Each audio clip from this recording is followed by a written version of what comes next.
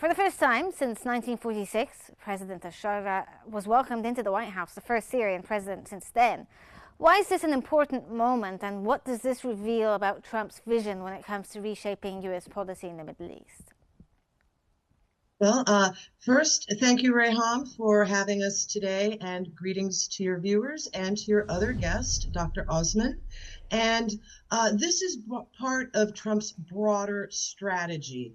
Trump needs to show some type of progress in the Middle East, and Syria is uniquely positioned.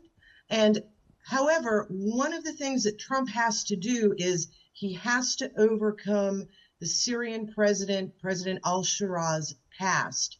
This is because many Americans were shocked after years, indeed decades, of al-Qaeda being presented as America's mortal enemy and as a terrorist group, then for Trump to have and support President al-Shara, a previous member of al-Qaeda, al-Nusra, HTS, in Syria as the president was quite a surprise to the American people. So now Trump has to normalize our relationship with al-Shara. Trump has to, al-Shara is quite new on the global stage, so he himself has to establish global credibility and gravitas. Al-Shara went from being an insurgent in December of 2024 to being the leader of Syria in January 2025. In September, he was giving speeches at the United Nations.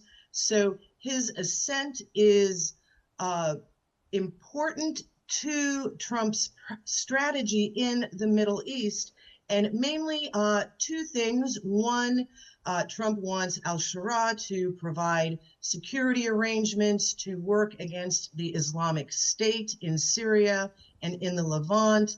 And also, Trump wants al-Shara to join the Abraham Accords.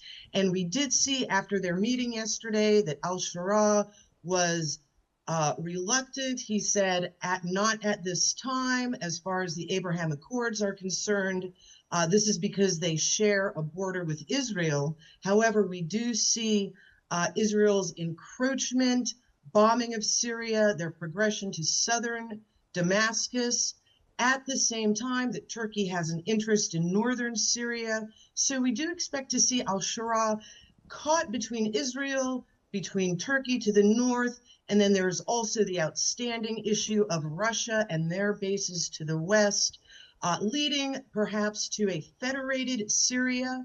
But in the meantime, Trump needs to establish positive relations with Syria, because Syria will be one of the linchpins or one of the factors for Trump to enable his vision of Middle East peace going forward. It remains to be seen if Trump can actually accomplish this.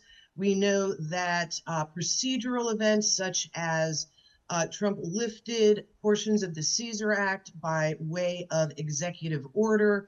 However, Congress still needs to follow congressional procedure to repeal the Caesar Act, and there is the potential that with other foreign policy crises and other American trends right now, that this Congress may exact some concessions from Trump in order to repeal the Caesar Act. However, America wants Syria to succeed. They want President al-Shara to succeed, and they want Syria to be part of a larger Middle Eastern peace plan.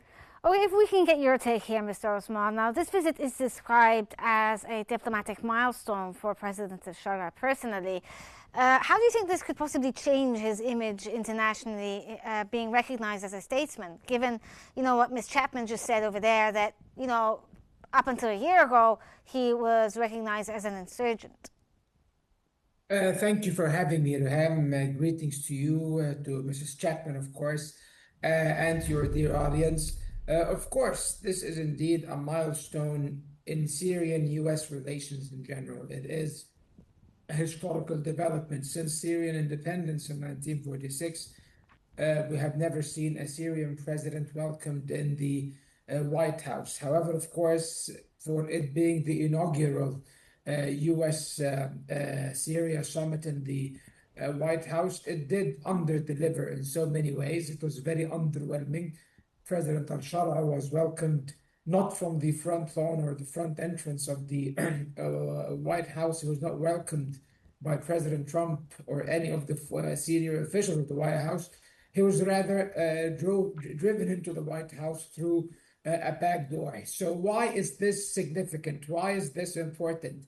Many reports do indicate that there are severe divisions within the Trump administration with regards to their Syria policy, because especially within the U.S. establishment, the State Department, the Pentagon, and even U.S. intelligence agencies, especially the CIA, they do believe that they have to approach President al-Shara's administration conditionally and very cautiously, meaning that they cannot just jump into a formal alliance or a formal partnership or a completely normalized relation between the current Syrian government and the United States, because they do have their concerns, of course, due to, as Mrs. Chapman pointed out, the very questionable background of President al-Shara.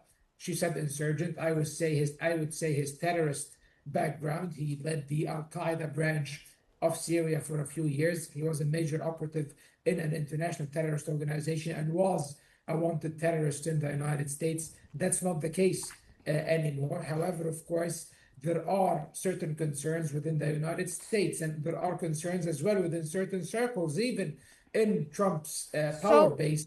Do you think Yes. that the concerns here may be related as well, not just obviously his background and his past, but to the violence seen against certain minorities in Syria? Exactly. Do you think this is going to complicate the relations between them or the normalization between both countries?